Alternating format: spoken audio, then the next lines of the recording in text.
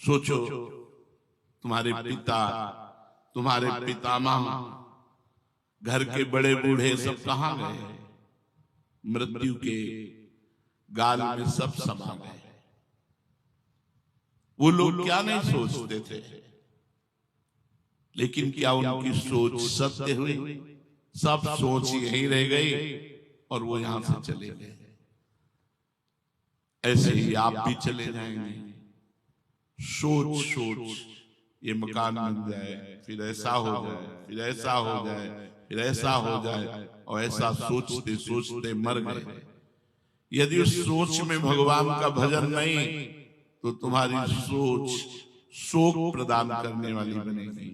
यदि उस सोच को बदल दो, ऐसा श्री जी का श्रृंगार आज करेंगे, आज ऐसा भोग लगाएंगे, आज प्रियालाल को ये पद सुनाएंगे, आज प्रियालाल को ऐसे सुख पहुंचाएंगे, ये सोच आपकी परम सत्य सच्चिदानंदमयी अन्य सब सोचे पार्थिव मायाकृत नाशवान। सोचो तुम्हारी दशा क्या होगी जब तुम भगवत विमुख होकर शरीर यहां से त्यागोगे और आपके कर्मों का निर्णय होगा। कृपालु भगवान ने संस्कृति मान बरियाई के पायो मानुष्य देव थाकत डारत, संस्कृति के चक्र को रोक करके मनुष्य शरीर कृपा करके दिया, और आपने उस मनुष्य शरीर को संसारिक सोच में नष्ट कर दिया। भजन नहीं किया, व्यर्थ का चिंतन करते हुए व्यतीत कर दिया। तो जब मालिक के दरबार में पहुंचोगे, तुम्हारा हिसाब किताब होगा तो दुर्गति हो जाएगी, तुम्हारी दशा बिगड़ जाएगी। इसलिए देखो, तुम्हारा ये यौवन, तुम्हारी ये जवानी, तुम्हारा रूप, तुम्हारा धन, तुम्हारा सम्मान, ये सब यही रह जाएगा। ये सभी वस्तुएं नष्ट होने वाली हैं और तुमसे निश्चय ही इनका वियोग होगा, चाहे जो प्रिय वस्तु हो, चाहे व्यक्ति हो। मृत्यु लोक वियोग स्थली है, संयोग स्थली नहीं है। ये ऐसे है जैसे रेलवे स्टेशन, प्याऊ, गौशाला, धर्मशाला। अपनी रात काटी धर्मशाला में, अपनी अपनी यात्रा की, पानी पिया अपनी अपनी यात्रा, गाड़ी आई अपनी अपनी यात्रा में स्टेशन। ऐसे यहां समय व्यतीत करना है भगवान का नाम स्मरण करते हुए। जो जवानी के चक्कर में पड़कर पाप करता है, धन के चक्कर में पाप करता है, उसका वियोग इससे तो होगा भी, जवानी से भी, धन से भी, लेकिन दुर्गति पक्की। जो अपनी जवानी में संयम धारण करके ब्रह्मचर्य से भगवान का नाम जप कर रहा है, भगवान के नाम की कमाई कर रहा है, उसका वियोग कभी भगवान से नहीं होगा। क्योंकि हम और भगवान दो हैं ही नहीं, हम और भगवान दो हैं ही नहीं। एक ही डीएनए है हमारा और भगवान का। जो आत्म स्वरूप है वो भगवत स्वरूप है। हम और भगवान एक जाति के हैं, हम और भगवान एक हैं। ईश्वरंश जीव अविनाशी, ममैवांशो, भगवान का अंश भगवत स्वरूप होता है। हम इसी देह और जगत के भोगों को अपना मानकर भगवान से विमुख हो गए। यहां बस पलक झपकते मृत्यु तुम्हें ग्रस ले गई। जैसे हमारे 50-55 वर्ष व्यतीत हो गए, हमको लगता है कल घर से निकले थे। ऐसा नहीं लगता कि 55 वर्ष की आयु हो गई। कितना लंबा समय जीवन का व्यतीत हो गया। अब कितने मिनट बचे हैं पता नहीं। ऐसे ही जो भोगों में भूले हुए जीव हैं, उनकी बड़ी लंबी आयु भोगों में व्यतीत हो जाती है और वो कमा कुछ नहीं पाते हैं। जो परलोक की कमाई है वो भजन है, वो सत्य है, वो परोपकार है, वो व्रत, उपवास, नियम, संयम, ये सब कमाई है। इन सब से लोग दूर रहकर पापाचरण में, व्यर्थ के चिंतन में, प्रपंच में अपने जीवन को नष्ट कर देते हैं। सोचो, भले लोग तुम्हें बड़ा समझकर पूज रहे हो, क्या तुम बड़े हो गए? बड़े तो तब होगे जब बड़े के हो जाओगे। बड़ा कौन है? प्रभु। तो बड़ा कौन? जो प्रभु में चित्त को समाहित कर दिया है, चित्त का समाधान, कोई प्रश्न नहीं, कोई संशय नहीं, निरंतर भगवान का भजन, चित्त का समाधान। विचार करो, तुम्हारा जीवन सफलता की तरफ जा रहा है कि असफलता की तरफ? यदि भगवान को भूल करके प्रपंच में लग गए तो तुम्हारा जीवन असफलता के मार्ग में जा रहा है। यदि तुम हर कष्ट सहकर भगवान का भजन करते हुए जीवन व्यतीत कर रहे हो तो तुम्हारा जीवन सफलता की तरफ जा रहा है।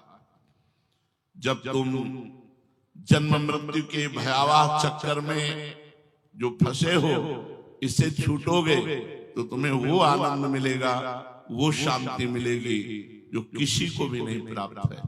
न ब्रह्मा को प्राप्त है, न इंद्र को प्राप्त है, न एक सम्राट को प्राप्त है, न योग की सिद्धियों वाले को प्राप्त है। क्योंकि सिद्धि प्राप्त हो जाने पर जन्म मृत्यु के चक्कर से मुक्त नहीं होता। इसीलिए भगवान ऋषभ देव जी के पास जब सिद्धि आई तो उन्होंने स्वीकार नहीं किया। परीक्षित जी ने प्रश्न किया कि भगवान ऋषभ देव तो भगवान के अवतार हैं, फिर उन्होंने सिद्धियों को क्यों स्वीकार नहीं किया? तो श्री सुखदेव जी ने कहा, जैसे चतुर शिकारी फंसे हुए मृग पर, जाल पर कभी विश्वास नहीं करता क्योंकि कभी भी भाग सकता है अगर छूटने का अवसर मिल गया, ऐसे ही मन कहीं सिद्धियों के चक्कर में पड़कर परम सिद्धि भगवत प्रेम या जन्म मृत्यु से मोक्ष, इससे चूक ना हो जाए, इसलिए रिद्धि सिद्धि से भी अपने को छुड़ा करके जो भगवान के मार्ग में, अभी रिद्धियां सिद्धियां ऐसे थोड़ी प्रकट हो जाती, उसके लिए तो बड़ा संयम नियम चाहिए, बहुत भजन, बहुत, तब कहीं सिद्धियां आती, सिद्धियां ऐसे थोड़ी आ जाती।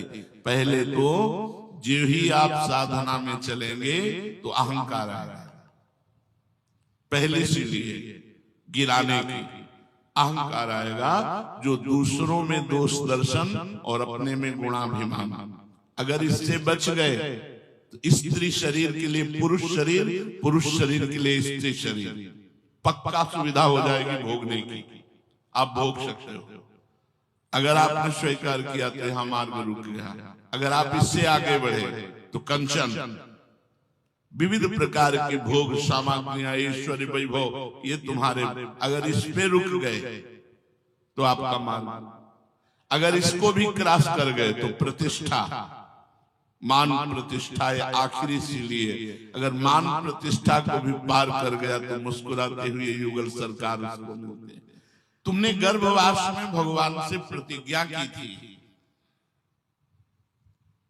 रो रो कर प्रभु से गर्भ में कहा था, जब गर्भ के कष्टों को भोग रहे थे, कि एक बार मुझे गर्भ के इस नरक से बाहर कर दो प्रभु, मैं जाकर ऐसा भजन करूंगा कि दोबारा कभी किसी भी मां के गर्भ में न जाना। प्रभु, इस मनुष्य जीवन में स्त्री मां के गर्भ रूपी नरक से मुझे बाहर कर दो, मैं बाहर जाकर खूब भजन करूंगा।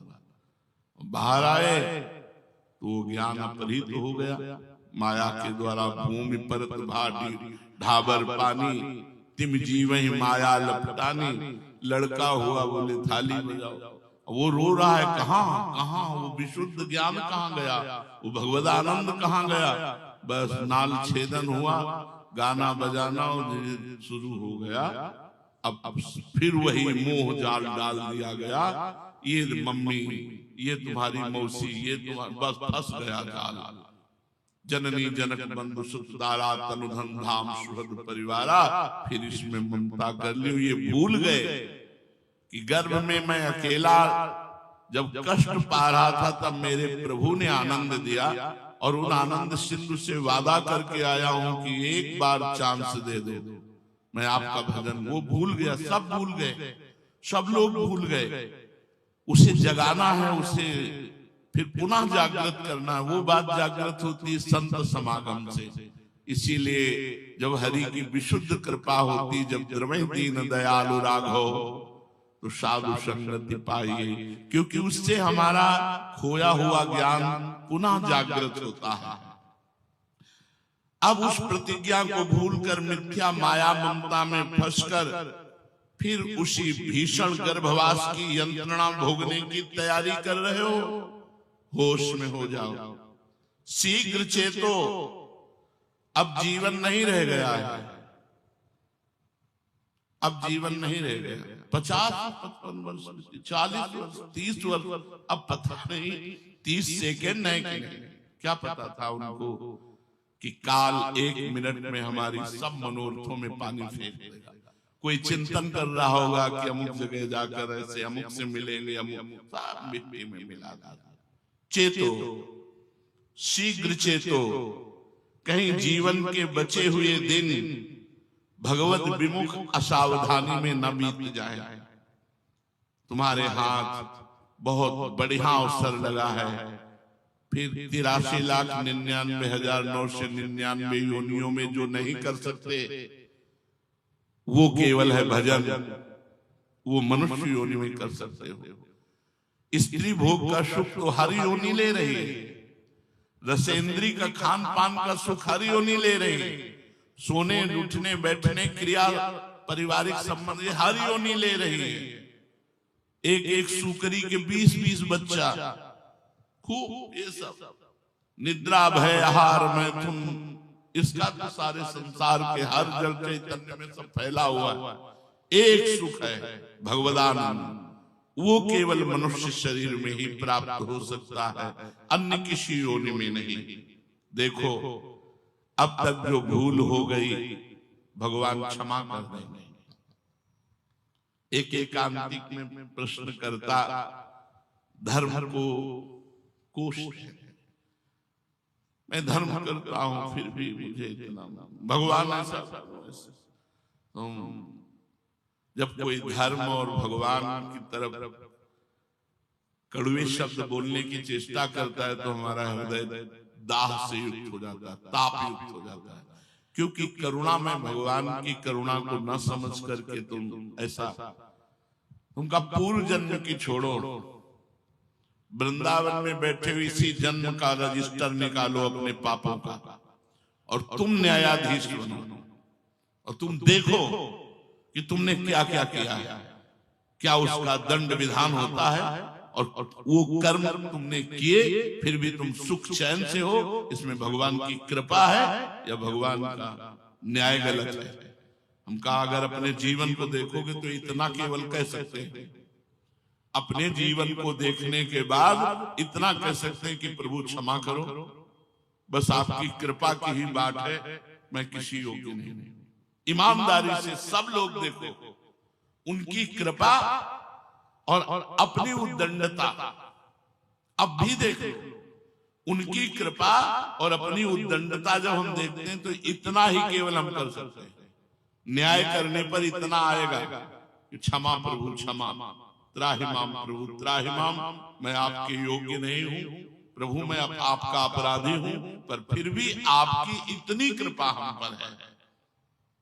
अब तक जो भूल हो गई सो हो गई, उसके लिए अब रोने का समय नहीं, नाम जप करो। उसके लिए पश्चाताप मत करो कि बैठे वर्तमान के समय को भी भूत के चिंतन में व्यतीत करो। भूत में जो हो गया सो हो गया, छोड़ो, अब वर्तमान को संभालो। जीवन के जितने दिन बाकी हैं उन्हीं को दृढ़ संकल्प करो कि एक सेकेंड भी अब मैं भगवान से विमुख नहीं जीऊंगा। राधा राधा राधा राधा, हर सेकेंड हर मिनट अब मैं प्रभु से जुड़कर ही जीऊंगा। अब विषय भोगों से, संसार से, किसी अन्य क्रियाओं से भगवत विमुख होकर नहीं जीऊंगा। क्रियाएं तो करनी ही पड़ेंगी संसार में, कर्म तो करना ही पड़ेगा, पर माम अनुस्मर युद्ध मेरा स्मरण करते हुए कर्म करो तो जीवन को सफल कर लोगे। ऐसा अवसर बार बार नहीं मिलने का, इस परम लाभ को प्राप्त करने में आलस्य मत करो।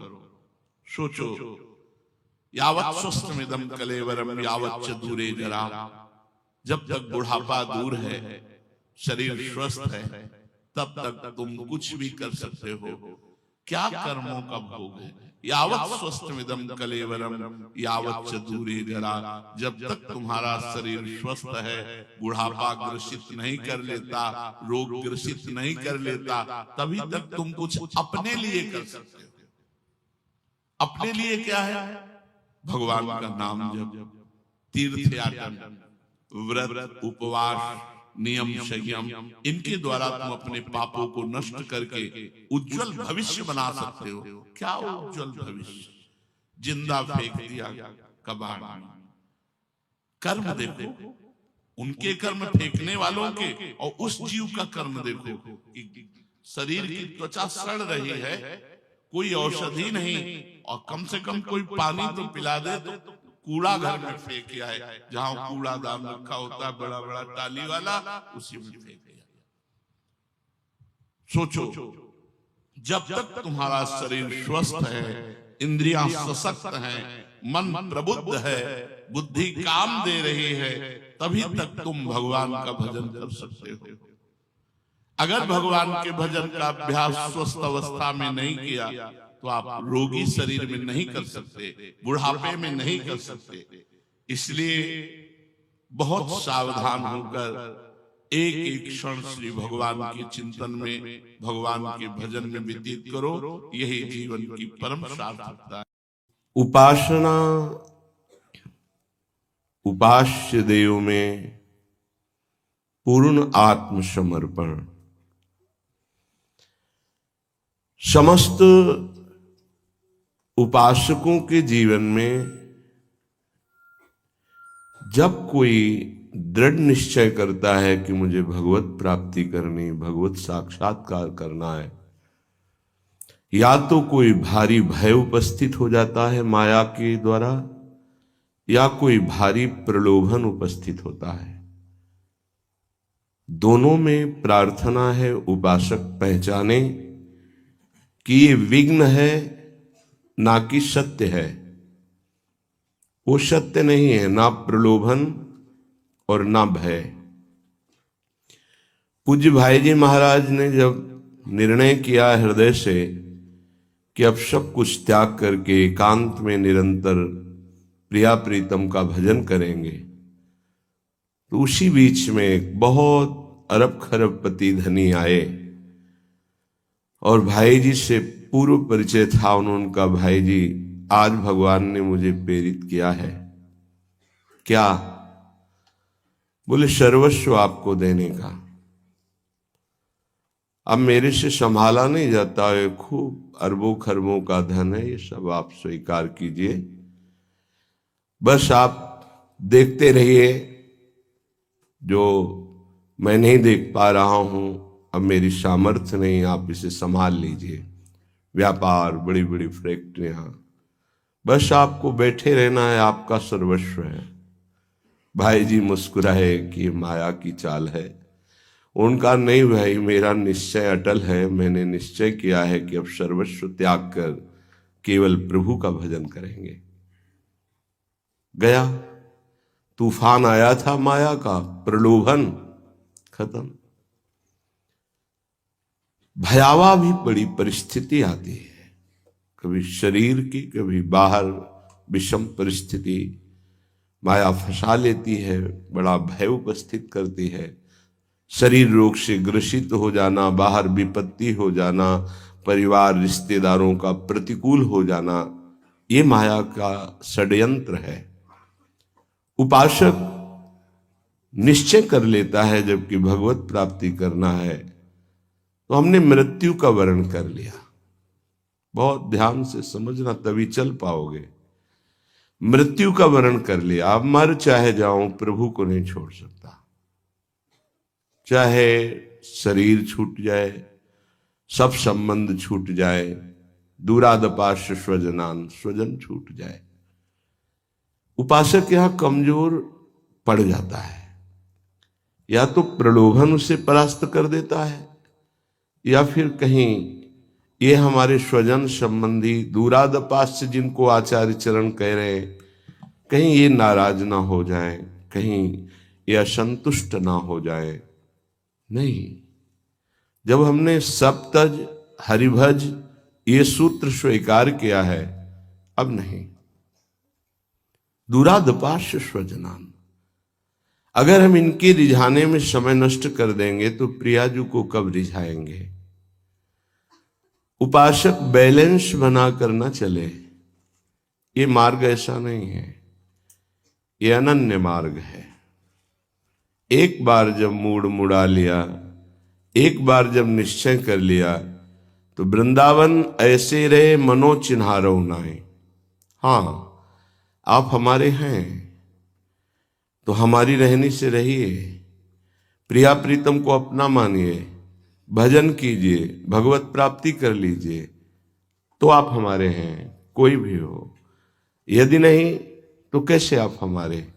तो चाहे स्वजन इसमें हो, चाहे संबंधी हो इसमें, चाहे कोई भी हो, नाते नेह राम के मनियत सुहृद सुसेव्य जहां लो। यदि भगवत प्राप्ति के लिए आपकी आकांक्षा है तो हम झुक जाएंगे, हमारे सर पर पैर रखकर आप चलो, चढ़ो इस ऊंचाई पर, हम आपके चरणों के नीचे झुक जाएंगे, आप ऊपर उठो।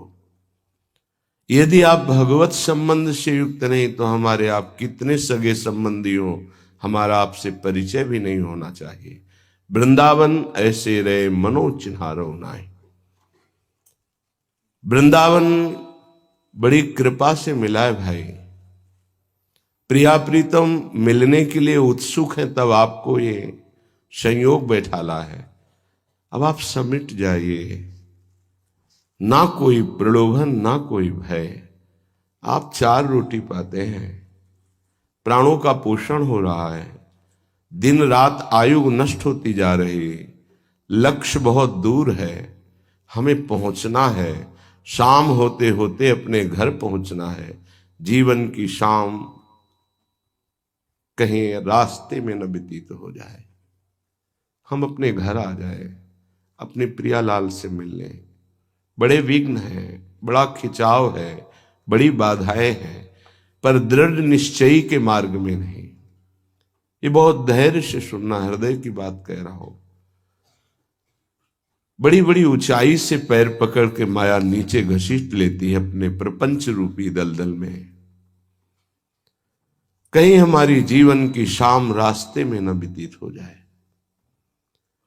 जीवन की शाम होते होते एक बार लाडले युगल सरकार के चरणों में माथा रख दें। यही हमारा सौभाग्य उदय हुआ है कि श्री जी ने मार्ग दिया है। हमारी अंतिम श्वास उनके चरण पकड़ कर छूटे, ये लक्ष्य बना लो। समस्त वैभव इनके चरणों में है। प्रणत कामदम पद्मजार्चितम धरणि मंगलम ध्येय मापदे। लालजू के चरणारविंद। चिंतामणि प्रणमताम ब्रजनागरीणाम। एक बार जो गोरे चरणारविंद को प्रणाम करता है, श्री जी चिंतामणि की तरह उसके चिंतित पदार्थों को, चिंतित वस्तुओं को प्रदान कर देती है। क्या हम पदार्थ और वस्तु श्री जी से लें? श्री जी को ही क्यों ना मांग लें कि आप हमारी स्वामिनी और हम आपकी सेवा में मगन रहे। इससे बढ़कर हमें और क्या मिल सकता है। यहां की हर वस्तु नाशवान, हर पद नाशवान, हर प्रेम यहां का नाशवान है, शाश्वत नहीं है। क्योंकि शरीर ही शाश्वत नहीं तो यहां का व्यवहार शाश्वत कैसे हो सकता है। हमसे चूक हो जाती है, हमसे गलती हो जाती है। हमारी श्री जी करुणामयी है, उनकी तरफ ध्यान नहीं देती है। अब एक लक्ष्य बनाना चाहिए, हमें श्री जी चाहिए। ऐसे ही रटो, हमें श्री जी चाहिए। ए मन, अब नहीं, अब मुझे श्री जी चाहिए। मैं थक गया, तेरी बात पूर्ति करते करते फंस गया। अनंत जन्मों से तूने मुझे फंसाया, अनंत जन्मों से तूने मुझे पश्चाताप की अग्नि में जलाया, रुलाया। अब नहीं, अब तो श्री जी के लिए रोएंगे, अब श्री जी के लिए जलेंगे, अब श्री जी के लिए ही हमारा जीवन है। उपासना का आंतरिक स्वरूप यही है। अगर अंतर में हमारे बात नहीं आएगी तो विषयों का जाल बुनने वाले मन और बुद्धि ये हमको फंसाते रहेंगे। जब हमारे द्वारा कोई भी विपरीत आचरण हो जाता है तो शास्त्र वाक्य सुनते हुए भी नहीं समझ में आते, गुरु की बात सुनते हुए भी समझ में नहीं आती। गुरु का प्रेम बहुत लघु लगने लगता है और संसार के संबंधों का प्रेम गरिष्ठ हो जाता है, वो प्यारे लगने लगते हैं जब हमसे त्रुटि हो जाती है। यदि हम सही परमार्थ में चले तो गुरुदेव के वचनों पर प्राण त्याग देने की हिम्मत होनी चाहिए। संसार का राग भोग वस्तुएं ये तो बहुत छोटी सी बात है, क्योंकि गुरुदेव श्री जी का मंत्र दे दिया, अर्थात श्री जी को अधीन करने की वो बीज मंत्र, वो सामर्थ्य दे दी। अगर उसका आप रटन करें तो खुद आप देख लेंगे क्या मिला है आपको। श्रीपाद वर्णन करते हैं, देख लो क्या राधा नाम है। श्रीपाद इसमें भी महाप्रभु ने तो बहुत सुंदर वर्णन किया श्रीमद् राधा सुधा निधि में, कि एकांत कुंज में बैठकर राधा राधा करते हुए अश्रु प्रवाह कर रहे हैं। श्रीपाद इसमें कह रहे हैं, कश्यापि गोप रमणीय रमणीय मूर्ते कादम्बिनी रुचि कदम्ब करम्बितस्य विद्युत पिशंग वसनस्य निशम्य राधा राधा नामादिमक्षरमपि क्षरदास्यमीक्षे। विश्व में अगर उपासना के क्षेत्र में कोई उदाहरण है, वंदनीय है, तो गोप रमणिया है, गोपीजन है। क्यों? क्योंकि श्री कृष्ण प्रेम की मूर्तिमान रूप है वो। वंदे नंद ब्रज स्त्रीणाम पाद रेणुम भीक्ष्णसा।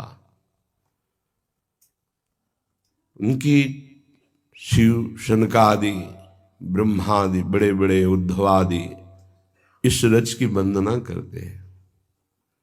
याशाम हरि कथोद्गीतम पुनाति भुवनत्रयम, तीनों लोकों को पावन करने वाली इनकी चर्चा है गोपीजनों की। इनकी चरण रज बड़े बड़े महापुरुष वंदना करते हैं। ऐसे गोप रमणियों के भी परम रमणीय सौंदर्य वाले श्री लालजू महाराज बिजली की भांति अद्भुत कांतिवान पीतांबर धारण किए हुए हैं। विद्युत पिशंग वसनस्य, पीत वर्ण और बिजली की सी कांति। वो कदम्ब वृक्ष के नीचे डाल पकड़ के कदम्ब की शिथिल है और उच्चारण कर रहे हैं, राधा राधा राधा राधा राधा आदि अक्षरमपि छरदास्य मीक्षे। राधा अश्रु प्रवाह कर रहे हैं, एक एक श्वास में से राधा राधा राधा और अश्रु प्रवाह कर रहे हैं। ये राधा नाम स्वयं जिनका नाम पूरे जगत के भगत जपते हैं वो प्रभु। विद्युत पिशंग वशनस्य निशम्य राधा राधा नामादि मक्षरमपि छरदास्य मीक्षे। इस नाम का अक्षर अक्षर स्वाद लेना तो लालजू ही जानते हैं। जपत हरि विवश, कैसे जप रहे राधा राधा? विवश हो के, प्रेम विवश। जपत हरि विवश तव नाम प्रतिपद विमल, मनसि तव ध्यान ते निमिष नहीं टरे हो। ये राधा नाम वृंदावन की कृपा से, रसिकों की कृपा से हमें श्रवण और कथन करने का सौभाग्य मिलता है। नहीं आप राधा बोल भी नहीं सकते। ये लालजू के हृदय का गुप्त धन है। शुकाचार्य जी ने इसीलिए एक बार भी राधा नहीं भूला, क्योंकि 7 दिन की आयु है परीक्षित की। 7वें दिन तक्षक डसेगा और उनका कल्याण करना है। अगर एक बार भी राधा बोल देते तो भाव समाधि लग जाती इनकी। ताते श्री सुख प्रगट कियो नहीं, जान सार को सार परम धन राधा नाम आधार। ये बड़ा सौभाग्यशाली उपासक है जो इस बात पर विश्वास कर लिया है कि हमको हरि की असीम कृपा मिली तब राधा नाम मिला। लालजू कहीं ना कहीं अत्यंत प्रसन्न है तब हमें राधा नाम जपने को मिलता है। लाल रंगीलो गाइए ताते प्रीति रंगीली पाई। प्रियाजू के नाम की प्रीति, प्रियाजू के चरणों की प्रीति, ये हरि हम पर बहुत प्रसन्न हो गए। किस नाते से प्रसन्न हुए पता नहीं, किस सद्गुण से प्रसन्न हुए पता नहीं। ऐसा कोई सद्गुण तो है नहीं, बस अहेतु की कृपा। उन्होंने अपने हृदय धन श्री राधा किशोरी के चरणों का आश्रय और नाम दे दिया। सच्ची मानिए, अब कुछ मांगने की जरूरत नहीं, बस इसका स्वाद लेने की जरूरत। जो हमें मिल गया है बहुत बड़ी चीज मिली है, हम इसका स्वाद लें बार बार बार बार। हम लोग व्यवहारिक धरा के होने के कारण उनके ना हृदय की बात समझ पाते हैं, ना प्रगट में वो बोलते हैं, ना उसकी बात समझ। उत्तम साधक तो यही कि रुचि के अनुसार चले, बहुत जल्दी लाभ मिल जाएगा। विश्वास कीजिए, हम लोग यात्री हैं पर हम सवारी पे बैठे हुए हैं। हमारी यात्रा हो रही है, हम यात्रा नहीं कर रहे। श्री हरिवंश प्रताप नाम नौका निज खेवक, भव सागर सुख तरत निकट हरिवंश जो सेवक। इसे समझ लीजिए, हम हरिवंश प्रताप रूपी नौका पे बैठे हैं और ये नौका कभी डूबती नहीं है, कभी पलटती नहीं है। कब बैठे हम, कैसे मान ले कि नौका में हम बैठ गए? बोले नाम, श्री हरिवंश प्रताप नाम नौका। अगर आप राधा राधा श्री हरिवंश राधा वल्लभ श्री हरिवंश जप रहे तो आप प्रताप रूपी नौका में बैठे। हरिवंश प्रताप, हरिवंश प्रताप ही जानत हैं, हरिवंश प्रबोध प्रमाणत हैं, हरिवंश सुसर्वस्व हैं तिनके, सुख संपत्ति दंपति जो जिनके। उनको प्रियालाल प्राप्त होते हैं जो हरिवंश प्रताप को जानते हैं।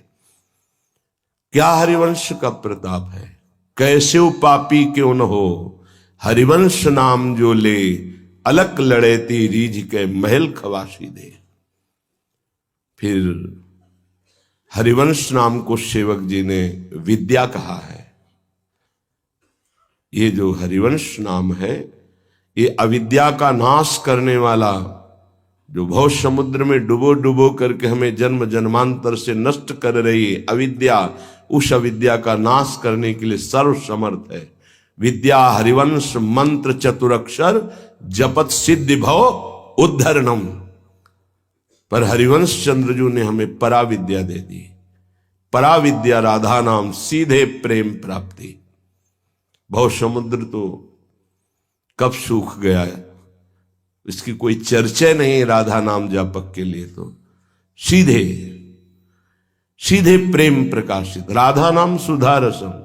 सीधे राधा नामैव कार्यम हेनुदिन मिलितम साधना घीसकोटिस त्याज्यो। स्वयं प्रभु श्री कृष्णचंद्र जी कदम्ब की डाल पकड़े हुए शिथिल है प्रेम में, राधा राधा राधा ऐसा अश्रु प्रवाह कर। और ये मैं दर्शन कर रहा हूं, श्रीपाद कह रहे हैं ये मैं दर्शन कर रहा हूं। ये सुनी बात नहीं कह रहा है, ये जो कह रहे हैं कह रहे मैं देख रहा हूं। लालजू महाराज जो गोप रमणियों के भी हृदय में अपने सौंदर्य माधुर्य का प्रभाव, गोप रमणिया ये प्रेम की ध्वजा है, ऐसे रमणीय है कि सब आसक्त चित्त है। वो राधा राधा राधा रट करके अश्रु प्रवाह कर रहे हैं। इसलिए कदापि चित चिन्मयादुपरिचेत स्पृहा रोहणे रीतम मदन मोहने विदधताम तदेकांतिकीं नशन्तु जनतापने प्रतिवसन्तु वृंदावने नमन्तु ननुजन्तु कानिः नमन्तु रस्तु क्वचित। हे भाई, यदि तुम्हारे अंदर ये इच्छा जागृत हो गई सत्संग सुन करके, चेतन अचेतन संपूर्ण जगत से अब मैं परे होकर के परमात्मा प्राप्ति करना चाहता हूं, भगवत प्राप्ति करना चाहता हूं। देखो, इच्छा है भगवत प्राप्ति की। ये इच्छा ही बहुत बड़ी सिद्धि है जिसके अंदर आ गई। अब मुझे भगवत प्राप्ति करना है। कदापि कभी भी चिद चिन्मया दुपरे, चेतन अचेतन से परे, चेत स्पृहारोहणे, मेरे अंदर ये इच्छा जागृत हो गई है कि अब मैं इस चेतन अचेतन संपूर्ण ब्रह्मा के रचे हुए प्रपंच से मुक्त होकर परम विश्राम प्राप्त करना चाहता हूं। थक गया हूं। कभी थक जाओ, बहुत हो गया प्रपंच, नहीं, अब मुझे श्री जी चाहिए। ये है, कभी तो थक जाओ। हार गया प्रभु, बहुत बार हार गया। अब आप जिताओ तो जीत सकता हूं, नहीं तो हारता ही चला जा रहा हूं।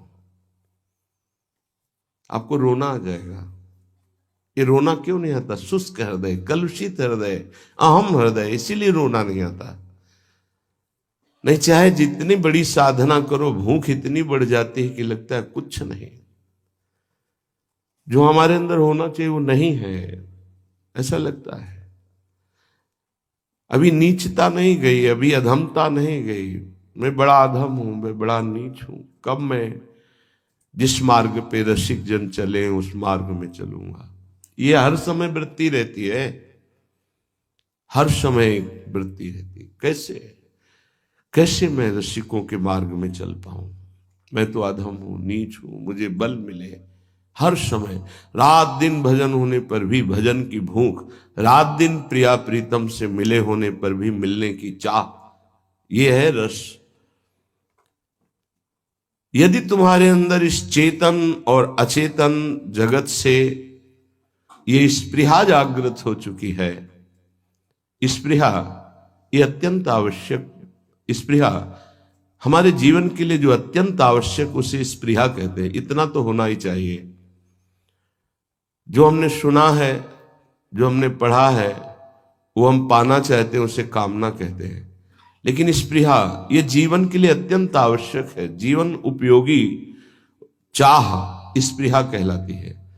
तो अब हमारे जीवन की स्पृहा है चेतन अचेतन से मुक्त होकर प्रेम प्राप्त करना, प्रियालाल को प्राप्त करना। तो कह रहे हैं तुम्हारी अगर इच्छा हो गई हो, बहुत समझना, तो रीतम मदन मोहने विदधताम तदेकांतिकीम,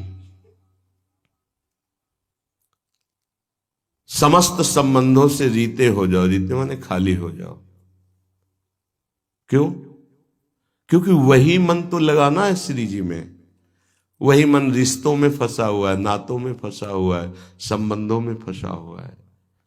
कैसे तुम मन लगा पाओगे? ये जो शास्त्र और संत जन कहते तुम्हारे वैरी थोड़ी हैं। नहीं नहीं, तुम्हें बहुत प्यार करते हैं। तुम जो रिश्ता बनाए हो ये जन्म जन्मांतरों से बनते चले आए, कोई हाथ नहीं लगा। पिछले जन्म में तुम्हारी कौन पत्नी थी, कौन पति था, कौन पुत्र था, क्या मकान था, क्या बैंक बैलेंस था, कितने मित्र थे, कितने रिश्ते थे, आज याद है? मात्र किसी के 40 वर्ष अवस्था, 50 वर्ष, 60 वर्ष पहले की जो संबंधी थे, जिनको तुम प्राणों से अधिक प्यार करते थे, उनकी याद भी आज नहीं करते। कहां जन्मे थे, कौन थे तुम, क्या क्या थे, कुछ पता है? नहीं। ऐसे ही इस जन्म का भी नहीं पता रहेगा। क्यों भूल कर रहे हो? यदि तुम्हारे हृदय में चेतन अचेतन ब्रह्मा के रचे हुए इस जादू माया के तमाशा से मुक्त होना है तो इच्छा करो। किसकी? किसी संबंध को स्वीकार अंदर से नहीं करेंगे। अब हम अपनी अहमता और ममता को समेट कर एकमात्र प्रियालाल के चरणों में समर्पित करेंगे। यही देख करके बार बार आपको समझाया जाता है, ए भाई चूक मत करो। किसी से वैर थोड़ी है, द्वेष थोड़ी है। कोई संत यदि आपसे बात करता है तो आपके ऊपर कृपा नहीं, क्यों बात करेगा? क्या लेना है? आपको लगता है हमारे द्वारा कुछ चलता है, हम कुछ हैं? नहीं नहीं, भ्रम मत करिए, कोई भ्रम मत करिए। आपके लिए वो आपसे बात करते हैं, आपके कल्याण के लिए आपसे बात करते हैं, आपके कल्याण के लिए वो आपको डांटते हैं, आपके कल्याण के लिए आपको दुलार करते हैं। दोनों बातें समझ लीजिए। जो लाडली लाल में चित्त लगाए हुए हैं उनको कहीं किसी सुख की आकांक्षा नहीं। सच्चाई से समझ लीजिए। अगर वो सुख का कहीं खेल खेलते तुम्हें नजर आ रहे हैं, वो तुम्हारे लिए, तुम्हें दुलार कर रहे हैं, निकल चलो। तुम्हें डांट रहे हैं, निकल चलो। तुम्हें प्यार कर रहे हैं, निकल चलो।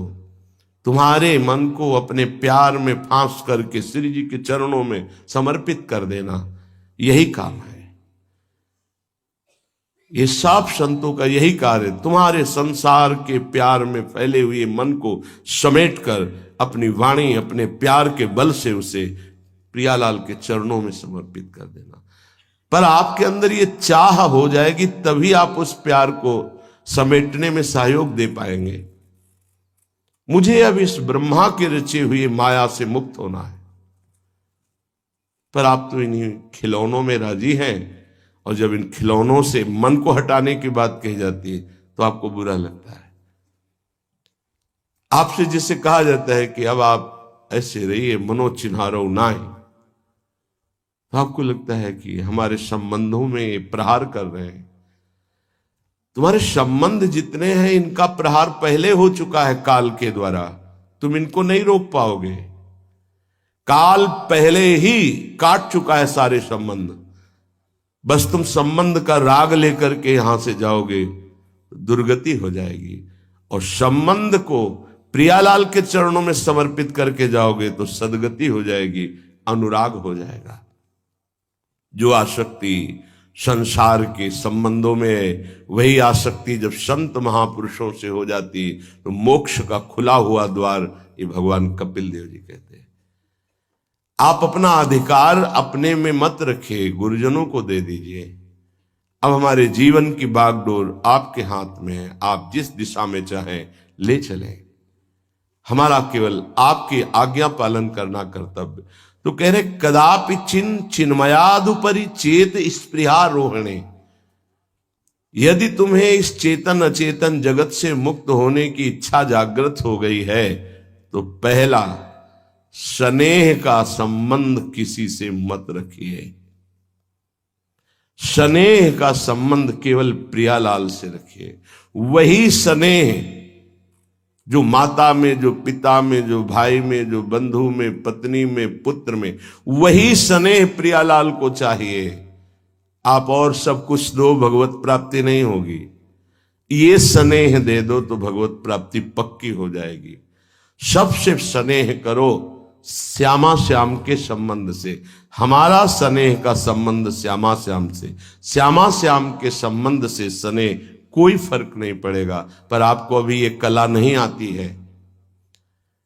आप जब तक एक बार समस्त संबंधों के स्नेह को बटोर कर प्रियालाल के चरणों में समर्पित नहीं कर देते, तब तक आपको लगेगा, वाणी से बोलोगे कि सब भगवत भाव से, लेकिन पूरा राग यही है, ये हमारे अमुक है, हमारे अमुक है। इसलिए इस रहस्य को समझो, पहले हटो, फिर जब वो राग अनुराग में बदल जाता है तो फिर पूरे विश्व से प्यार करो, कोई फर्क नहीं पड़ेगा। सब जीवन सो प्रीति रीति निभात आपनी, क्योंकि वो रीति जानता है। हमारी रीति श्यामा श्याम के संबंध से ही सबको मानना। एकांत की रति विधान करो, शब्दों को समझिए। एकांत की रति विधान करो, अर्थात हमारे हृदय देश में केवल इष्ट और गुरुदेव के सिवा किसी से प्रीति नहीं। और बहुत इस बात से हम कमजोर हैं। कहीं न कहीं हम अपनी प्रीति, हमारा दोस्त है, हमारा मित्र है, हमारा रिश्ता है, हमारा संबंध है, तो श्री जी करुणा करके आपको लाई अपने संबंध पुष्ट करने के लिए। फिर भी आप अज्ञानवश उन्हीं संबंधों को पुष्ट करते हैं जिससे आपकी दुर्गति हो जाए। जो आपके, अरे एक हिरण के बच्चा के संबंध ने एक जन्म नष्ट कर दिया, फिर और किसकी बात करें। इसलिए एकांत की रति विधान करो। एकांत की आपकी रति हो चुकी है, इसका परिचय आपके सामने। भारी विपत्ति आई, मन केवल श्री जी में, भारी संपत्ति सुख संपदा केवल श्री जी में मन, यह है एकांत की रति। अब उसको कोई विचलित नहीं कर सकता।